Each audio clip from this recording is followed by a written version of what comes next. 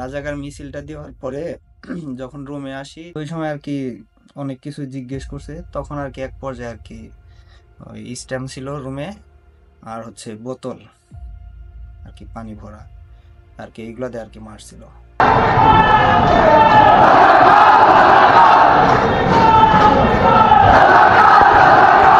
যখন শুরু হয় তখন দেখছিলাম যে এটা একটা যৌক্তিক দাবি, কিন্তু হচ্ছে বিশ্ববিদ্যালয়ের কোনো মেয়ে এটা যোগদান করতেছে না। তখন আমার মনে হয়েছে যে বিশ্ববিদ্যালয়ে কি এমন কোনো মেয়ে নাই যে হচ্ছে এই অন্যায়ের বিরুদ্ধে প্রতিবাদ করার মতো সাহস দেখাইতে পারে। তারপরে হচ্ছে অনেকের সাথে যোগাযোগ করি, কিন্তু কেউই আসলে সাহস পাচ্ছিল না। তখন আমার মনে হয়েছে যে এগিয়ে আসা উচিত, তারপরেই চলে আসছে। একজন শিক্ষার্থী এবং সাংবাদিক হিসাবে আমার এই আন্দোলন, আমি একজন শিক্ষার্থীর জায়গা থেকে যেটা দেখছি, একজন সাংবাদিক হিসেবে তার কাছ থেকে দেখার সুযোগ হয়েছে এই আন্দোলনে যারা নেতৃত্ব দিয়েছে বা আন্দোলনের গতিপথ সম্পর্কে আরও বিস্তর ধারণা ছিল। তো যখন এই আন্দোলনটা শুরু হয় দক্ষিণ অঞ্চলে আমার যতটুকু জানা, আমার যশোর বিজ্ঞান ও প্রযুক্তি বিশ্ববিদ্যালয় থেকে আমার ছোট ভাইরাই এই আন্দোলনের শুরু থেকে নেতৃত্ব দিয়েছিলেন এবং আস্তে আস্তে এই অঞ্চলে আন্দোলন শুরু হয়। তো যখন ছাত্রলীগ প্রত্যেকটা ক্যাম্পাসে যে রাতে হামলা করে, আমাদের বিশ্ববিদ্যালয়ের বাইরে ছিল না, আমারই ছোট ভাই সামিউল সহ আরও বেশ কয়েকজনকে ওই দিন মারধর করা হয়। পরবর্তীতে এটা যখন আমরা গণমাধ্যমে তুলে ধরি, তখন যশোরের আন্দোলনে এটা একটা ভিন্ন মাত্রা যোগ করেছিল। যশোর বিজ্ঞান ও প্রযুক্তি বিশ্ববিদ্যালয়ে 2024-এর গণঅভ্যুত্থান তথা জুলাই বিপ্লবের বৈষম্য বিরোধী ছাত্র আন্দোলনের ছাত্র জনতার উপর সাবেক উপাচার্য অধ্যাপক ডক্টর মোহাম্মদ আনোয়ার হোসেন স্যারের প্রত্যক্ষ মদদে ও অনুমতিতে শহীদ মুশফিকুর রহমান হলে ছাত্রলীগ সাধারণ ছাত্রদেরকে মারধর করে। খুবই ন্যাক্কারজনক ঘটে বিশ্ববিদ্যালয়ের ইতিহাসে। ফলে অনেক শিক্ষার্থীদেরকে অত্যাচার করা হয়, অনেক শিক্ষার্থীদেরকে জীবননাশের হুমকি পর্যন্ত দেওয়া হয়। আমরা আজকে বারবারি মোড়ে অবস্থান কর্মসূচি ঘোষণা করেছিলাম। এখানে বৃষ্টির মধ্যে আমাদের সহযোদ্ধাগণ এই প্রোগ্রামকে সর্বোত্তমভাবে সফল করার চেষ্টা করছে। আমাদের যে দাবি, সেই দাবি পূরণের জন্য আমরা রাজপথে এসে দাঁড়িয়েছি। সংগ্রামী সাথী ও বন্ধুগণ, এই বাংলা ব্লকের মাধ্যমে কিছুটা হয়তো জনভোগান্তি হচ্ছে, কিন্তু এই আমরা যশোরে যখন আন্দোলন শুরু করি, তো আমরা যেদিন ধর্মতলায় হচ্ছে আমাদের জড়ো হচ্ছিলাম আমরা সবাই, এমন সময় দেখা যায় যে কিছু পুলিশ এসে আমাদেরকে নোটিশ করে তারা এই আরও অনেক ফোর্স ডেকে আনে। এই সময় আমরা নিরস্ত্র ছিলাম। তো এর মধ্যে তারা আমাদের নারী যে সদস্য ছিল, পুরুষ সদস্য সবাইকে গণহারে পিটানো শুরু করলো। মানে এক ধরনের উগ্র আচরণ তাদের মধ্যে থেকে আমরা দেখতে পাচ্ছিলাম। তখন আমাদের দেশের অবস্থা খুবই খারাপ ছিল। স্বৈরাচাররা তাদের সর্বোচ্চ চেষ্টা করতেছিল আমাদের দমিয়ে রাখার জন্য, কিন্তু ছাত্র জনতা তখন দমে নাই। আমাদেরকে জোরপূর্বক হল থেকে বের করে দেওয়া হয়েছিল। তারপরে পরবর্তীতে আমরা প্রায় 50 থেকে 70 জন শিক্ষার্থী আসি হল ভাঙার জন্য। আমরা চাচ্ছিলাম না যে আমরা কেন বাহিরে, প্রশাসন কেন ভিতরে। প্রশাসন, পুলিশ, র্যাব আমাদের ক্যাম্পাসের ভিতরে ছিল, কিন্তু আমাদেরকে হচ্ছে বাইরে বের করে দিয়েছিল। অনেক শিক্ষার্থী প্রচুর হ্যাসেলের মধ্যে দিয়ে গিয়েছে। তারপর আমরা চেষ্টা করি যে এই হল ভাঙার জন্য। তো আমরা চৌরাস্তা থেকে যখন সামনে আগাতে যাই, পুলিশ তারপরে হচ্ছে ধোঁয়া এবং গুলি নিক্ষেপ করতে থাকে, যাতে করে অনেক মানুষ নিহত এবং আহত হয়। এবং আমি রক্তের ছিটেফোঁটা দেখলেও যেখানে ভয় পেতাম, সেখানে আমি একজন মানুষ দেখছি আমার সামনে ভ্যানে করে একজন মানুষের উপরে আরেকজন মানুষের লাশ নিয়ে যাওয়া হচ্ছে। জুলাই মাসের শেষের দিকে যখন আওয়ামী সরকার তাদের চরম লেভেলে পৌঁছে গেছিল, তখন সাধারণ শিক্ষার্থী এবং জনগণ, অনেক বিশ্ববিদ্যালয়ে বিশেষ করে শিক্ষার্থীরা গ্রাফিতি আঁকা শুরু করেছিল। গ্রাফিতি হচ্ছে তাদের শোষণ এবং নিপীড়নের বিরোধিতার জন্য, মানে ফ্যাসিস্টের বিরোধিতার জন্য একটি শক্তিশালী অস্ত্র ছিল। সেই ধারাবাহিকতায় আমরা যশোর বিজ্ঞান ও প্রযুক্তি বিশ্ববিদ্যালয়ের গুটি কয়েক শিক্ষার্থী, গুটি কয়েক বলতে আমরা সেদিন ছিলাম 8 জন। তো সেদিনও আমাদের সেরকম চিন্তা ভাবনা ছিল যে ক্যাম্পাসে আসছি, আমরা গ্রাফিতি করবো। আমরা জানি না যে আমাদের কপালে কী আছে। যদি ছাত্রলীগ আসতো তাহলে আমাদের কী অবস্থা আমরা জানি না। তারপরও জীবনের ঝুঁকি নিয়েও আমরা ক্যাম্পাসে এসে গ্রাফিতি করে গেছিলাম। তো আমরা সেদিন গ্রাফিতি করে যাওয়ার আরও 1 ঘন্টা পর ছাত্রলীগ হচ্ছে ফেসবুকে ভিডিও দিল যে তারা মানে এসে হচ্ছে আমাদের গ্রাফিতি করে কিছু গ্রাফিতির উপর রং করে গ্রাফিতি মুছে দিয়েছে।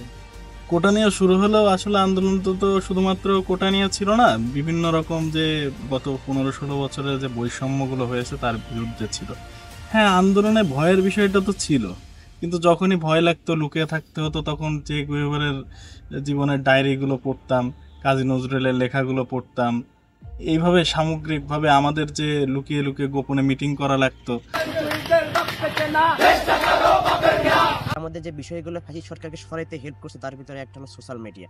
কারণ সোশ্যাল মিডিয়ার মারফতে আমরা জানতে পেরেছি আমরা কখন আন্দোলনে আসব, আমরা জানতে পেরেছি আবু সাইদ কিভাবে মারা গেছে, আমরা জানতে পেরেছি শহীদ মুগ্ধ পানি বিলাইতে বিলাইতে মারা গেছে, আমরা জানতে পেরেছি কোথায় খুনি হাসিনার ফ্যাসিস্ট বাহিনী স্টিমুলার চালাচ্ছে, আমরা জানতে পেরেছি ছাত্রলীগের কীর্তি, আমরা জানতে পেরেছি ঢাকা বিশ্ববিদ্যালয়ের টিএসসির আন্দোলন। ঠিক সেইভাবে আমাদের বিশ্ববিদ্যালয়ে আমরা জানতে পেরেছি আমরা কখন কোথায় আন্দোলনে আসব, আমরা কখন কোথায় কিভাবে নামবো, আমরা কখন কোথায় পুলিশি বাধা অতিক্রম করব, আমরা কখন কোথায় কিভাবে রাস্তায় নামবো। এই সব কিছু আমার সোশ্যাল মিডিয়ায়। ম্যাক্সিমাম বিশ্ববিদ্যালয়ের শিক্ষার্থীরা হল বন্ধ করে দিলে বাড়ি চলে গিয়েছিল, কিন্তু আমাদের জায়গা থেকে আমাদের যারা সাংবাদিক সমিতির সদস্য ছিলেন তারা আমরা সবসময় শহরেই ছিলাম এবং এই আন্দোলনগুলো গণমাধ্যমে তুলে ধরছিলাম। আমরা চেষ্টা করছিলাম যে সারা দেশে যেভাবে হামলা হচ্ছে বা গুলি করা হচ্ছে যেন এই ফুটেজগুলো আমরা গণমাধ্যমে প্রকাশ করতে না পারলেও যদি সেগুলো ডকুমেন্টেড হয়ে থাকে, পরবর্তীতে জন্য সেটা জনমত গঠনে আমরা সেটা কাজ করতে পারি। এবং এই আন্দোলনে কিছু মানুষ ছিল যারা ডিসিশন মেকিংয়ে ছিল এবং এই আন্দোলনকে সুন্দরভাবে পরিচালিত করছে।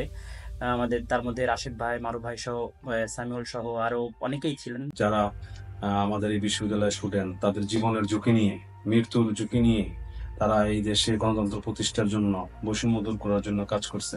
আমি মনে করি আমাদের এই দেশের জনগণ তাদের এই দান এবং তাদের এই ত্যাগ সবাই সারা জীবন স্মরণ রাখবে। এবং পাশাপাশি বিশ্ববিদ্যালয় পর্যায়ে আমি মনে করি আমাদের এই স্টুডেন্টদের প্রতি, আমাদের বিশ্ববিদ্যালয়ের চলমান যত শিক্ষার্থী আছে এবং বিশ্ববিদ্যালয়ের প্রশাসন, তাদের পাশে তাদের বিভিন্ন যে পড়ালেখা এবং গবেষণা, শিক্ষা এবং তাদের কর্মক্ষেত্রে সর্বোচ্চ সহযোগিতা করার চেষ্টা করবে। নারী শিক্ষার্থীর স্বতঃস্ফূর্ত অংশগ্রহণ এই জুলাই গণ অভ্যুত্থানকে একটি নতুন মাত্রা দিয়েছিল।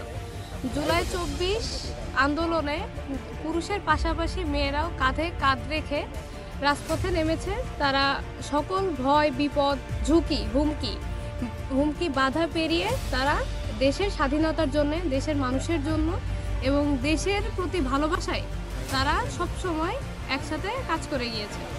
নারীরা দেখিয়েছে যে নারীরা এখন চার দেয়ালের মধ্যে বন্দী নয়, তারাও সহযোগিতা করেছে পুরুষকে এবং তারা সবসময় তাদের পাশে থাকবে এবং একটা নেতৃত্ব দিয়ে তারা দেশকে একটি নতুন পর্যায়ে নিয়ে যাবে।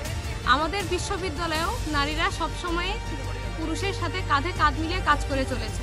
এটা জুলাই গণ অভ্যুত্থানেও আমরা প্রমাণ করেছি যে আমাদের ইউনিভার্সিটিতে আমাদের ছেলেরাই একা নয়, আমরা মেয়েরাও সবসময় তাদের সাথে একসাথে পথ চলেছি এবং কাজ করে চলেছি। আন্দোলনে অনেক ঘটনাই ঘটেছিল, অনেক ঘটনা, অনেক এক্সপেরিয়েন্স, অনেক কিছুর পরে আমরা স্বাধীন হয়েছি। আসলে 5 তারিখে তো আমরা হঠাৎই জানতে পারি যে হচ্ছে শেখ হাসিনা পদত্যাগ করেছেন।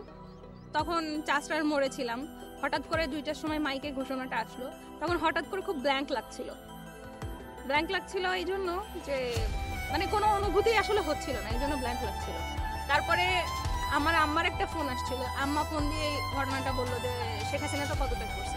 তখন খুব মানে আবেগ আপ্লুত হয়ে পড়ছিলাম, মানে আম্মার ফোন দেওয়ার পরে তখন কান্না আসতেছিল যে we have done something, কিছু একটা করে ফেলছি।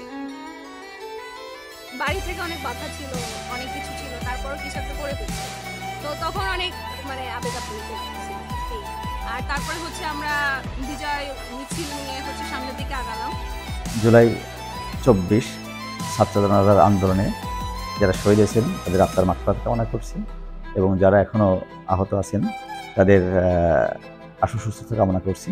জুলাই 24 ছাত্র জনতার যে আন্দোলন ছিল, সেই আন্দোলনের লক্ষ্য ছিল একটি বৈষম্যহীন বাংলাদেশ তৈরি করা। এই বৈষম্যহীন বাংলাদেশ তৈরি করতে গিয়ে আমাদের যে তরুণ সমাজ এবং জনতা যারা তাদের স্বপ্নের যে কাঙ্ক্ষিত পরিবর্তন চাই, সেই পরিবর্তনটি যদি আমরা করতে পারি, সেটি সমাজ থেকে, পরিবার থেকে, রাষ্ট্র থেকে সকল বৈষম্য দূর করবে এবং এই বৈষম্য দূর হলে একটি সুন্দর সমাজ বিনির্মাণ হবে।